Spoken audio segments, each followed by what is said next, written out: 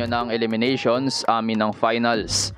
Yan ang motto ngayon ng NU Bulldogs matapos ma-overcome finally ang UST puzzle ngayong UAAP Season 86 Men's Volleyball.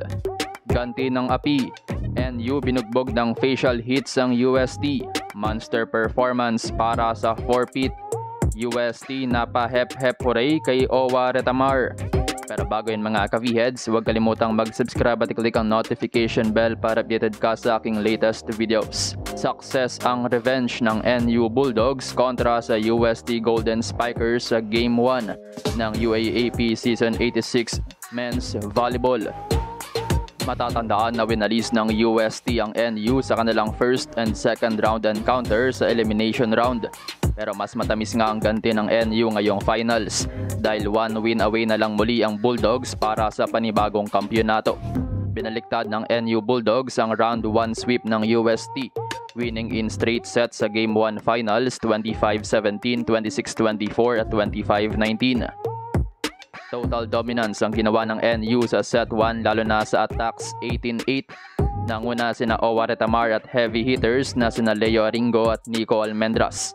No mercy rin ng Bulldogs sa net defense at namroblema lang ang NU sa kanilang unforced errors. Sila pang nagbigay ng halos kalahati ng puntos ng UST sa set 1, 25-17. Tuloy naman ang block party ng NU hanggang umpisa ng second set with 3 early blocks against Dumandal and De Vega. Pero nakabangon agad ang UST matapos ma-activate ang kanilang middle hitters at mas naging unpredictable nga ang kanilang opensa. Siso battle ang crucial part ng set at nakaunang NU sa set point 24-22. Itinabla ng reigning rookie MVP na si Josh Ibanez ang game sa 24-all pero minalas siya sa kanyang huling atake na tumama sa antena, giving a 2-set lead sa NU 24-26. Malaking nagpatalo sa UST ang 6 unforced errors kumpara sa 1 error ng NU. Tuloy ang Siso battle sa umpisa ng third set pero umalagwa ang NU mid-part ng third frame. Bumaba nga ulit ang efficiency ng UST sa attacking at nawala rin ang depensa. While for NU walang kupas ang distribution ni Retamar lalo na sa wing spikers. Nakadagdag pa ang 8 unforced errors ng UST sa kanilang big problem. Hirap na hirap ang UST na pigilan sina Almendras, Budin at Aringo getting the third set win and the game 25-19.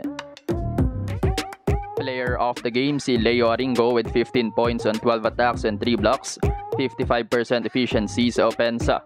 Gumawa rin ng monster numbers si Nicole Mendras with 14 attacks, 2 blocks and 19 receptions.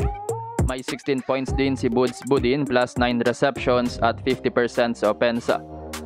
47 points combined in just 3 sets ang wing trio ng NU, dagdag pa ang 5 points 24 excellent sets ni Owa Retamar.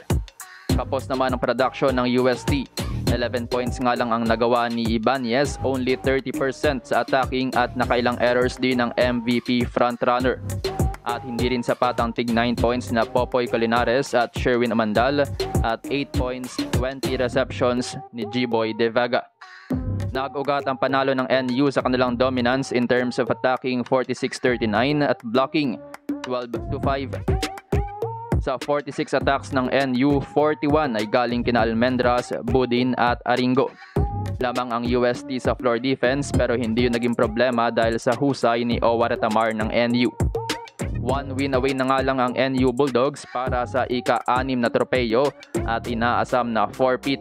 While for UST naputol ang kanilang momentum going to the finals matapos ang epic comebacks pabalik ng finals.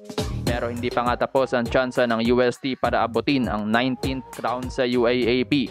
Magaganap ang Game 2 finals ngayong May 15, Miyerkules, 2 p.m.